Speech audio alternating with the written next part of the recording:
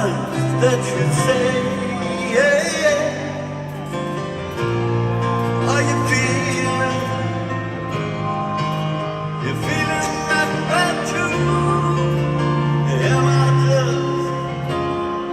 Am I just a fool?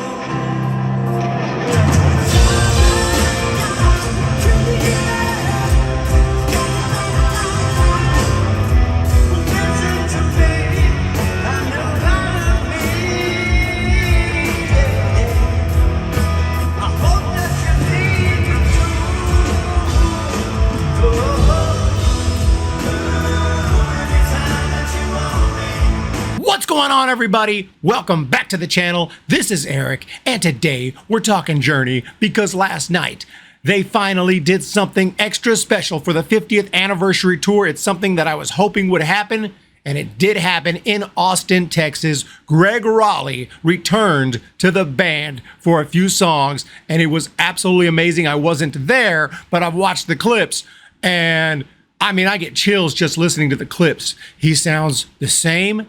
And it's just amazing because I'm just so used to hearing someone else sing Gregg Rollie's part, you know, usually Jonathan Cain or something, and he does a fine job. But then when you hear Gregg Rollie's actual voice singing these old songs, it's just amazing. And I couldn't imagine being there. What a treat for those fans in Austin. I was in Austin, Texas about a year ago to go to the Bon Jovi show. That's because Bon Jovi wasn't coming close to me.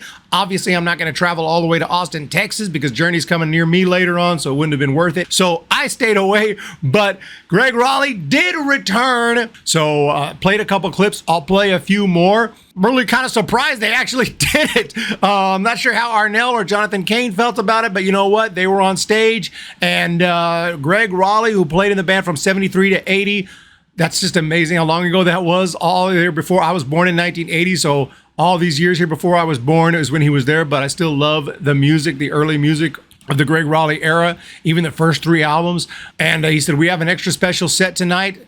Told the crowd early on, so when we go off stage to end the show, don't leave. It's kind of sad they have to say that because that's usually a given at concerts. You don't leave. There's going to be an encore. Seems like when I've gone to see them, they've always come back, but it's just they'll kind of go off and come back real quick. It's not much of an encore, but I'm not sure how they've been doing it lately. Sean kept his word, welcoming Rollie back to the stage when Journey emerged for their encore. Guitarist credited his former bandmate for taking him under his wing and picking him up from high school when he was just 15 years old, because I wasn't going to school anyway, he said. And they tore through some of the songs they've been playing just the same way. I'm glad they saved it for the end. They didn't play these songs earlier. Save it for the end. Those are Rollie's. Let him sing them. He's there just the same way. And they played Of a Lifetime. What an awesome moment that had to be. This is a song they rarely play. It's one of my favorite Journey songs.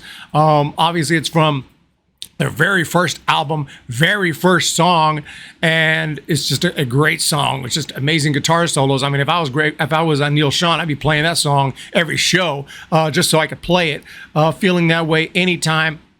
And then they also played Black Magic Woman that Rolie and Sean, of course, played as part of Santana, brought on stage Steve Lukather from Toto, and because obviously he's there because Toto's touring with Journey. So I don't know why you would even still play any way you want it, but for some reason they're closing every show with this song.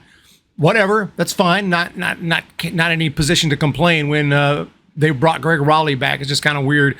I thought they would finish with something with, of course, Any Way You Want It, I think is from Gregg Rollie's era, but obviously it's sung only by Steve Perry on the record. So I don't know, just interesting, but they finished with that. That's fine. I just want to say 50 years. Rollie marveled to the crowd about his former bandmates. 50 years of one band going through changes, but it's like a runaway freight train that just keeps going with no brakes. He also thanked past and present Journey members, and above all, the audience. Without you guys, this place is empty. There it is. When you helped start 50 years ago as playing down the street, you only got one option: join them on stage. What a cool tweet. What a cool thing to say. Yeah, Gregg Rollie, no choice. 50-year anniversary. I'm glad they figured it out, and that, you know, I mean, what are you going to, I mean, it just doesn't make sense to say no, like Arnell or Jonathan Cain to be like, no, we don't want it. What are you talking about even? You still got a personal problem with him? I mean, of course you want to bring him on the stage. I mean, it's going to be amazing. It's for one freaking show. I don't think he'll be back again for another show. Obviously, there's still lawsuits going on between these guys on the stage. Just insane. As band members traded barbs and lawsuits publicly ahead of their tour kickoff, Sean also hinted at a lineup change. He tweeted a photo of himself and Rolie back in November with the caption, "Two original founding brothers. I think my brother Gregg Rollie should join us for the 23 tour. What do you think, friends? He will spice it up and have a great variety of songs to choose from." Maybe Jonathan Cain doesn't want him because he knows that he's trying to get pushed out of the band. So it's not just a special thing of bringing Gregg Rollie back. I'm sure he wouldn't mind. I'm sure he'd be like, hell yeah, dude, bring Gregg back for a show or something. But because there's such animosity between Neil Sean and Gregg and Jonathan Cain right now, Cain feels like, dude, you're trying to push me back out. Don't bring in any other keyboardists. I don't care who it is. Don't bring no keyboardists on. I don't even want Jason up here because he then again, I think that Jonathan Cain actually owns part of Journey. I don't think he can be kicked out, or he probably would have already been kicked out. So I have to point that out too. Later, he told him that, of course, Rolie would not join the band, but he's not joining the band. It's nothing permanent. He just came on last night near his hometown, or at least the town that he lives in Austin, Texas, to play a few songs. So this is the set list from last night. Only the young, same that we've been seeing so far, but you would get, once he said that what he said, and then you notice they're not playing the songs just the same way. Anytime they're not playing those songs, you notice that early on, like they usually do, and you're like, uh-oh, he's coming. Gregg Rollie's here. He's in the house, and he's going to come at the end of the show, and man, that's just been an amazing feeling. But anyway, yeah, same old songs. They did play Let It Rain, the only new song they play. I mean, literally, not just a brand new song, the only song written in the last 30 years that they play on this tour. Love and Touch and Squeezing. I don't like that one very much. I've said that before, but other than that, typical set list. Looks like they may have shortened it up just to give them time here to come at the end. Of course, it helps that they didn't play these songs earlier.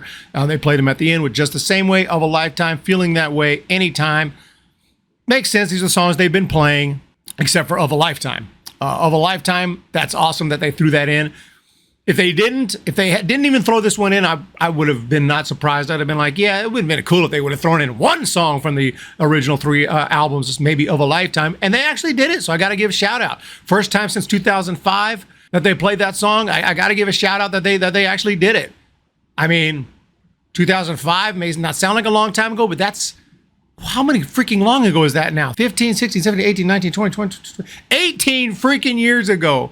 That's incredible that 2005 is 18 years ago, but that's how long it's been since they played Of a Lifetime. Almost 20 years since they played that song.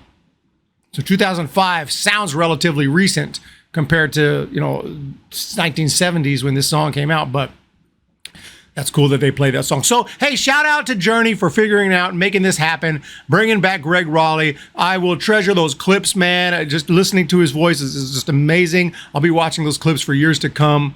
I mean, not every day or anything, but, I'll be occasionally going back to that because it's just really cool to listen to Gregg Rollie back with the band, modern day, with Arnell, with, your modern band. Just a great thing to do for the 50th anniversary. I think they should have done more. I think there should have been more going on, but understandably, there's not because of the situation. The fact that they're even on stage playing is pretty damn impressive. So I guess I shouldn't complain so much about the set list. But anyway, let me know what you guys think. I'll play a few more clips at the end. Have a great day. Good job, Journey. Gregg Rollie, you sound awesome. You're the man. We'll talk to you guys next time. The sound of